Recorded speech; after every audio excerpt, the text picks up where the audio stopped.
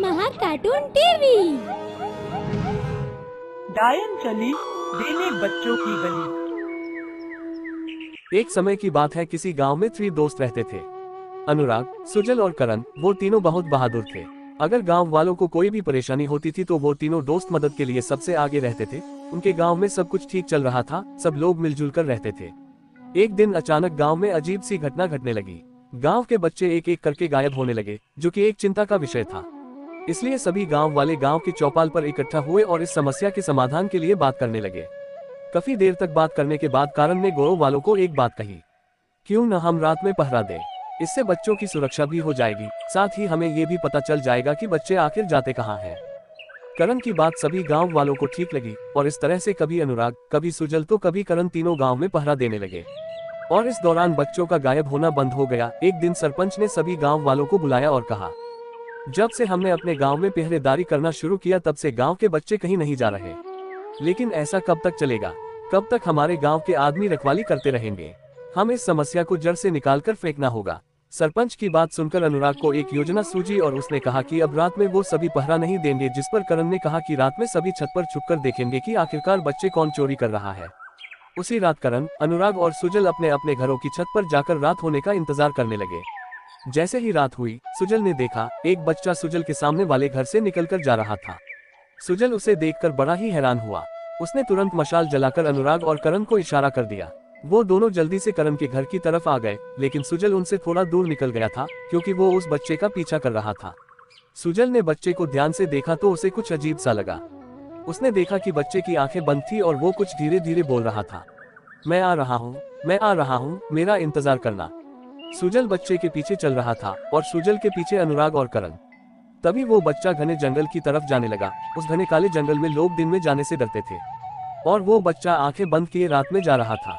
ये देखकर तीनों हैरान हो गए, लेकिन वहाँ अचानक जोरों से आंधी चलने लगी, पेड़ों के पत्ते जोरों से हिलने लगे और वो बच्चा वहाँ से गायब हो गया, जिसे देख सभी हैरान हुए और जंगल की ओर निकल गए। वो तीनों जंगल के अंदर जाने ही वाले थे, तभी वहाँ सरपंच के साथ मेघा और सोनम भी हाथ में मशाले लेकर आ गई। इसके बाद वो सभी जंगल के अंदर चले गए। थोड़ा दूर जाने के बाद उन्होंने देखा कई जानवर वहाँ मरे पड़े हैं और उनको देखकर ऐसा लग रहा था कि जैसे किसी ने उन्हें नोच नोच कर खाया हो। ये सब देखकर अनुराग कहने लगा, यहाँ जरूर कोई न कोई गड़बड़ है जो हमें नहीं पता। वो बच्चा किसी बड़ी मुसीबत में न फंस जाए, हमें जल्दी ही उसे ढूंढना होगा। अनुराग की बात सुनकर सभी उस बच्चे को ढूंढने लगे। अब वो सभी जंगल के बिल्कुल बीचों बीच पहुंच गए थे और बहुत थक भी चुके थे। वो एक जगह रुके, तभी मेघा को कोई किसी तंत्र मंत्र की आवाज सुनाई दी। मेघा के ऐसे कहते ही सभी चुपचाप आवाज सुनने लगे। तभी उन सभी को भी वहां पर मंत्र पढ़ने की आवाज सुनाई दी। अनुराग ने हाथ से इशारा करते हुए कहा, आवाज की तरफ चलने को कहा। सभी आवाज की तरफ बढ़े तो जो उन्होंने देखा उसे देखकर उन सबके होश उड़ गए। वहां पर एक जगह आग जल रही थी, उसके चारों ओर वो बच्चे बैठे हुए थे जो गांव से गायब थे और वो बच्चा भी जिसके पीछा अनुराग, सुजल और करण कर रहे थे। वो सभी बच्चे आंख बंद करके बैठे थे और हर बच्चे के आगे एक पौधा लगा हुआ था। ऐसा लग रहा था जैसे उसको किसी ने अपने वश में कर लिया हो। वहां पर एक डायन, जो दिखने में बहुत भयानक थी, बच्चों के चारों ओर चक्कर लगा रही थी।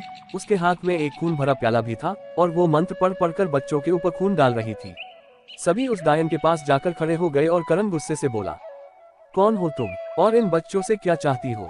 डायन, पहले ये बताओ तुम कौन हो और यहाँ क्यों आए हो?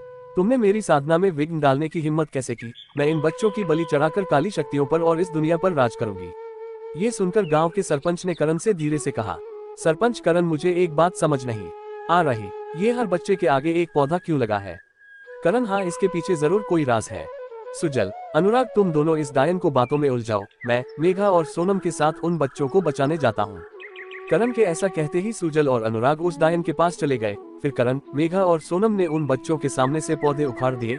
इसके बाद बच्चों ने अपनी आंखें खोल ली और वो सब अब ठीक हो गए। उनमें से एक बच्चा बोला, अंकल, इस डायन की जान इस खून के प्याले में है, इस प्याले को आग में डालने से ये मर जाएगी। करण ने मेघा, सरपंच और सोनम से उन बच्चों को वहां से ले जाने के लिए कहा और अब करण, अनुराग और सुजल अकेले ही उस डायन से लड़ रहे थे। डायन तीनों में से किसी को भी खून के प्याले के पास नहीं जाने दे रही थी, लेकिन फिर भी अनुराग ने जल्दी से खून का प्याला उठा लिया और उस खून भरे प्याले को आग में डाल दिया। जैसे ही वो खून भला प्याला आग में गया, डायन चिल्लाने लगी। अब डायन पूरी तरह से जलकर राख हो चुकी थी। तीनों दोस्त गांव की तरफ लौट गए। गांव के सभी लोग अपने बच्चों को देखकर बहुत खुश हुए और उन्होंने अनुराग, करण और सुजल को धन्यवाद किया। अब वो तीनों गांव के हीरो बन चुके।